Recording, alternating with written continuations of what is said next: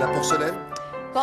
Porcelaine, faïence fine essentiellement. Oui. Cette maison s'appelle Robge et c'est en fait l'anagramme de Jean Borne. Il était très connu, vous l'avez dit, au début du siècle dernier, pour ses allumeurs électriques et ses luminaires. Et puis malheureusement, il va perdre la vie... Allumeur électrique. Oui, petits allumeurs électriques en céramique. Il va perdre malheureusement la vie dans un accident de voiture. Et c'est son associé, Lucien Wilmetz, qui va reprendre la société. Et c'est vraiment lui qui va donner le style à cette marque Robge, parce qu'il va il va faire fabriquer des petits objets purement décoratifs et des objets utilitaires sous forme de personnages, de petites figurines, voilà, très humoriques. C'est très gai le style Robge. Vous voyez Robge. là, en fait, ça c'est une saucière. Exactement. Bouteille, il y a des brûle-farfins, voilà.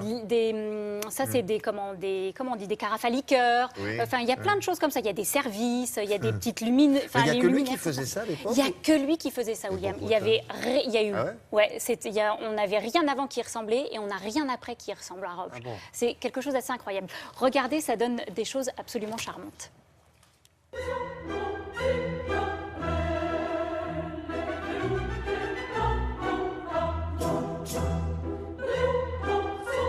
Les créations de Robge ne ressemblent à aucune autre et se reconnaissent au premier coup d'œil. Élégantes, originales, elles allient humour et charme à une stylisation totalement en phase avec la première moitié du XXe siècle. Ce sont des objets qui sont pratiquement tous utilitaires, très ingénieux. Bonbonnières, veilleuses, serre-lifs, pots, flacons, boîtes à poudre, toutes ces créations à l'esprit inventif prennent vie et s'animent sous forme de personnages gais aux couleurs vives.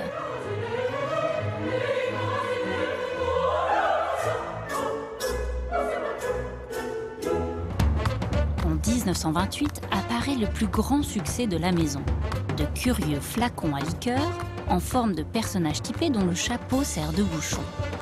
Chaque personnage correspond à un alcool différent. Le schnapps pour l'alsacienne, avec son petit chapeau. Les trois marins pour le triple sec. L'alcool des moines qui est représenté par un curé. La ligne épurée est très simple mais très moderne déjà pour l'époque. Les couleurs et les formes humoristiques.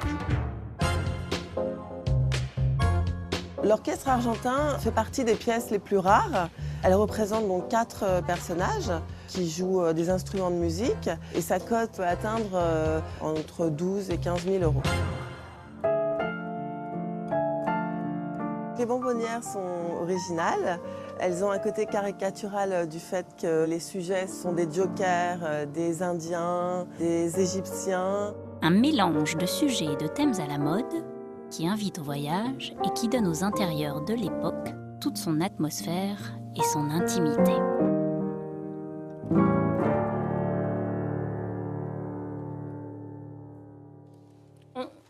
Comme d'habitude, on ne parle pas d'argent quand il s'agit Si, on peut parler d'argent. Vous savez, en fait, pour quelques centaines d'euros, vous pouvez commencer à acheter 400, 500 euros. Le petit curé, on peut mettre de la liqueur dedans. Entre 3, 4 et 500 euros en fonction de son état. C'est grand comme ça, hein. Voilà, et jusqu'à 1000 euros, on peut acheter du très beau Robge. Après, ça peut monter... Ça fait quoi, 50 cm? Ouais, je sais pas, je me rends pas compte. Mais on n'est pas dans la céramique d'art, c'est vraiment des choses pas prétentieuses.